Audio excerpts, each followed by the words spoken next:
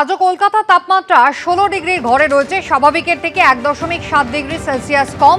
সুখের শীতে কিন্তু এবার কাঁটা হতে পারে মালাক্কা প্রণালীর কাছে তৈরি হওয়া গভীর নিম্নচাপ। আমাদের সঙ্গে আমাদের দুই প্রতিনিধি রয়েছেন, পুরুলিয়া থেকে হংসরাজ সিংহ রয়েছেন এবং কলকাতা থেকে হিন্দোল দে রয়েছেন। আমি প্রথমেই হিন্দোলের কাছে ওয়েদার আপডেটটা জানতে চাইবো। হিন্দোল,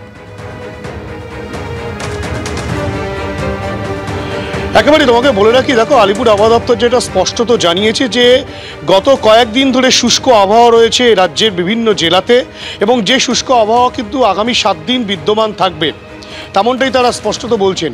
এবং আলিপুর আবহাওয়া দপ্তর সূত্রে যেটা আরও বলা হচ্ছে যে তাপমাত্রা কোনো কোনো জেলায় কিন্তু স্বাভাবিকের থেকে 2 ডিগ্রি মতো কম রয়েছে এবং সেই 2 ডিগ্রি কম তাপমাত্রা কলকাতাতেও রয়েছে। কলকাতায় 16.16 আশেপাশে রয়েছে এবং সেই তাপমাত্রা কিন্তু ধীরে ধীরে বাড়তে থাকবে এবং আগামীকালের পর থেকে কিন্তু সেই তাপমাত্রা বেশ খানিকটা বাড়বে এবং তারপরে স্বাভাবিক এবং তার পরবর্তী ক্ষেত্রে স্বাভাবিকের থেকেও কিন্তু তাপমাত্রা বাড়বে।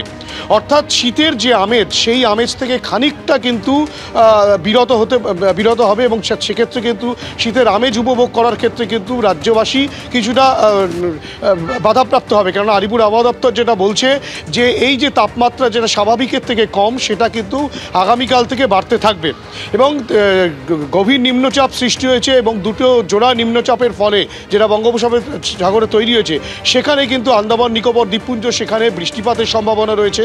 যদিও কলকাতার আবহাওয়া প্রসঙ্গে আলিপুর আবহাওয়া দপ্তর যেটা স্পষ্টত বলছে, আজকেও যে শীতের আমেজ রয়েছে সেই আমেজটা কিন্তু আগামীকাল পর্যন্ত থাকবে এবং তারপরে ধীরে ধীরে বাড়বে এবং শিশির এবং কুয়াশা দুটোই কিন্তু রাজ্যের বিভিন্ন জায়গায় দেখা যাবে এবং পরবর্তী ক্ষেত্রে আলিপুর আবহাওয়া দপ্তর বলছে যে আবহাওয়ার আস্তে আস্তে পরিবর্তন হবে এবং সেটা পরবর্তী ক্ষেত্রে কী ধরনের আবহাওয়া হবে সেটা কিন্তু আলিপুর আবহাওয়া দপ্তর পরবর্তী ক্ষেত্রে জানাবে। একেবারে হিন্দোল, তুমি আমাদের সঙ্গে থাকো। জোড়া নিম্নচাপে ভ্রুকুটি রয়েছে, কিন্তু কলকাতা তাপমাত্রা কিন্তু আজ স্বাভাবিকের থেকে বেশ খানিকটা কম, 16 ডিগ্রি সেলসিয়াসের ঘরে। আর জেলার ছবিটা কি, পুরুলিয়া থেকে আমাদের প্রতিনিধি হংসরাজ সিংহ রয়েছেন আমাদের সঙ্গে। হংসরাজ, পুরুলিয়াতে এই শীতের দাপট কতটা অনুভূত হচ্ছে? দেখো, শীতের দাপট অনেকটাই বেড়েছে। আজকে যেটা দেখা যাচ্ছে কি 11 ডিগ্রি সেলসিয়াস তাপমাত্রা নেমেছে, যেটা বিগত বছর থেকে কিন্তু 1 ডিগ্রি হলেও কম। তবে সকাল থেকে যেটা দেখা গেছে, জেলা জুড়ে কিন্তু একটি সকাল থেকে একটা ঠান্ডা বাতাস বইছে এবং মানুষজন কিন্তু সবাই শীত বস্ত্র পরেই সকাল থেকে বেরিয়েছে এবং ছোট ছোট কচিকাচারাও যারা স্কুল যাচ্ছেন তারাও কিন্তু আজকে শীত বস্ত্র নিয়ে বেরিয়েছেন। কিন্তু এই দিকে যখন দেখা যাচ্ছে শীত বাড়ছে, সেরকম শীত বাড়ার পাশাপাশি পুরুলিয়া জেলাতে যে পর্যটক স্থলগুলো রয়েছে, সেখানে পর্যটকদের কিন্তু ভিড় ইতিমধ্যেই শুরু হয়েছে এবং শীতের যে আমেজ সেটা কিন্তু এখন থেকে পুরুলিয়াবাসী কিন্তু উপভোগ করতে শুরু করেছে এবং জেলা জুড়ে যে শীতটা আছে, শীতটা কিন্তু বাড়ছে। আর বেলা বাড়ার সঙ্গে সঙ্গে শীতের দাপট কমলেও সকাল দিকটা এবং সন্ধ্যা হতে কিন্তু শীতের দাপট অনেকটাই বেড়ে যাচ্ছে। একেবারে সকাল সন্ধ্যায় শীতের দাপট যে রয়েছে হংসরাজ, একেবারে বোঝা যাচ্ছে, কারণ ইতিমধ্যেই তোমার গায়ে মোটা জ্যাকেট। স্বাভাবিকভাবে পুরুলিয়াতে অন্যান্য জেলার থেকে তুলনামূলকভাবে ঠান্ডা বেশি পড়ে, তবে ইতিমধ্যেই মালাক্কা প্রণালীর কাছে যে গভীর নিম্নচাপ তৈরি হয়েছে তা কিন্তু ঘূর্ণিঝড়ে পরিণত হতে পারে।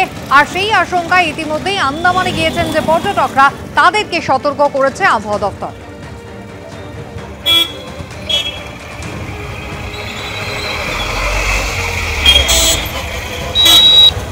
অরিত্রিক ভট্টাচার্য আমাদের প্রতিনিধি রয়েছেন টেলিফোন লাইনে। অরিত্রিক, ঘূর্ণিঝড় হতে পারে, ঠিক কোন কোন জায়গা সেক্ষেত্রে প্রভাবিত হতে পারে, আবহাওয়া দপ্তর কি বলছে? দেখো, স্থলভাগের মধ্যে মূল প্রভাবের যে আশঙ্কা সেটা আন্দামান নিকোবর দ্বীপপুঞ্জেই রয়েছে। কারণ এই যে গভীর নিম্নচাপ তৈরি হয়েছে, যেটা ঘূর্ণিঝড় তৈরির আশঙ্কাও রয়েছে, সেটার যে তার অবস্থান কিন্তু ভারতের মূল ভূখণ্ডের যে কোনো জায়গাতেই পড়ার সম্ভাবনা কম। আন্দামানে তার প্রভাব পড়ার একটা আশঙ্কা রয়েছে। বাংলাতেও সরাসরি কোনো প্রভাব না থাকলেও খুব স্বাভাবিকভাবেই ঘূর্ণিঝড় তৈরি হলে কিছুটা জলীয় বাষ্প ঢুকে তাপমাত্রা বাড়ার একটা সম্ভাবনা রয়েছে। হংসরাজ যেমনটা পুরুলিয়ার ছবি দেখাচ্ছিল, তেমন বিভিন্ন জেলাতেই তো তাপমাত্রা নেমেছে। এমনকি দার্জিলিং এর সর্বনিম্ন তাপমাত্রা 5 ডিগ্রি ঘরে চলে এসেছিল। এমনকি কলকাতাতেও গতকালকে আমরা দেখেছি মৌসুমে প্রথমবার 16 ডিগ্রি সেলসিয়াস তাপমাত্রা 16 ঘরে নেমেছে। আজকেও 16.6 ডিগ্রি সেলসিয়াস তাপমাত্রা রয়েছে, যেটা স্বাভাবিকের থেকে নিচে। কিন্তু আগামী কালকের পর থেকে অন্তত 2 থেকে 3 ডিগ্রি সেলসিয়াস তাপমাত্রা বিভিন্ন জেলায় বাড়ার একটা সম্ভাবনা রয়েছে। তারপরে উইকেন্ডে পৌঁছে এই যে তাপমাত্রা আবার এখন স্বাভাবিকের থেকে 1.5 থেকে 2 ডিগ্রি নিচে রয়েছে, সেই পরিস্থিতিটা কিন্তু স্বাভাবিক বা স্বাভাবিকের থেকে সামান্য বেশি হবে। কিন্তু আবহাওয়া শুষ্ক থাকবে, দক্ষিণবঙ্গ এবং উত্তরবঙ্গ আবহাওয়া শুষ্ক থাকবে, বৃষ্টির কোনো খুব একটা কিন্তু সম্ভাবনা আপাতত দেখা যাচ্ছে না। তবে এই নিম্নচাপ বা ঘূর্ণিঝড় যেটাই তৈরি হোক শেষ পর্যন্ত, তার জেরে তাপমাত্রায় যেমন একটা প্রভাব পড়বে, তেমনই একটা কুয়াশাজনিত পরিস্থিতি তৈরি হবে। সকালে দিকে কুয়াশা এবং ধোঁয়াশা সেটা থাকবে। আগামী কয়েকদিনের মধ্যে কলকাতার পারদ 17 থেকে 19-এ যেমন পৌঁছবে, তেমনই পশ্চিমের জেলাগুলোতে যেমন পুরুলিয়া এবং অন্যান্য জেলা আমরা দেখছি আজকে 11-12 তাপমাত্রা নেমে গেছে, সেটাও প্রায় 14 ঘরে এসে পৌঁছবে। তার পরবর্তী সপ্তাহে অর্থাৎ ডিসেম্বরের শুরু থেকে ধাপে ধাপে তাপমাত্রা আবারও নামার সম্ভাবনা রয়েছে, এমনটাই মনে করছে আলিপুর আবহাওয়া দপ্তর। অরিত্রিক, ধন্যবাদ।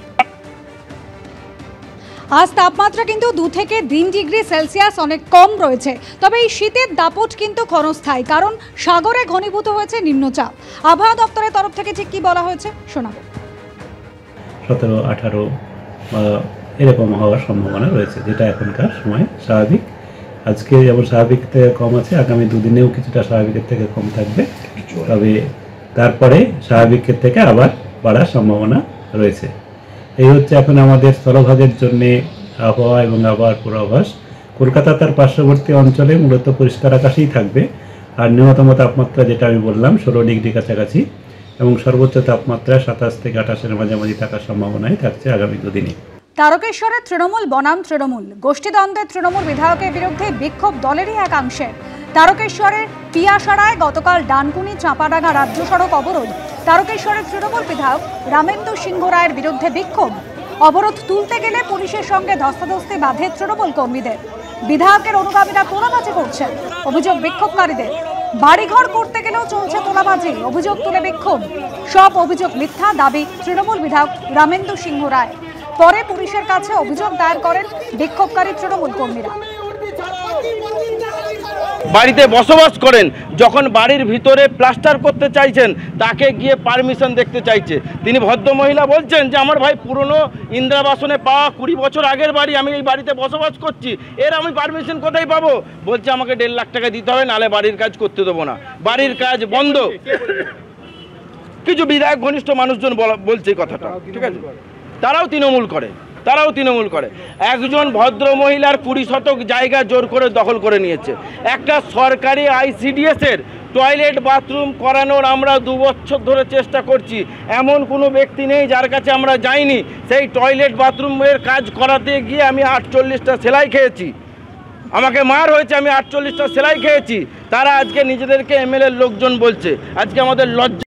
আমি বলে তো তারকেশ্বরে নেই, সবাই মমতা বন্দ্যোপাধ্যায়ের অনুগামী। পঞ্চায়েত চালাচ্ছে ওরা, আর আমার নাম করে কেউ পয়সা নেবে তাহলে ওরাই নিচ্ছে। আমার বিরুদ্ধে বলছে, তাহলে যদি কাটমানি নিয়ে থাকে ওরাই নিয়েছে, যদি অত্যাচার করে থাকে মানুষের উপর ওরাই করেছে। আমার সঙ্গে যারা থাকে তারা পঞ্চায়েতে ক্ষমতায় নেই বা পঞ্চায়েত পরিচালনাতে নেই, তারা কেউ এসব কাজ করবার সুযোগই পাবে না। এবিপি আনন্দ, এগিয়ে থাকে, এগিয়ে রাখে।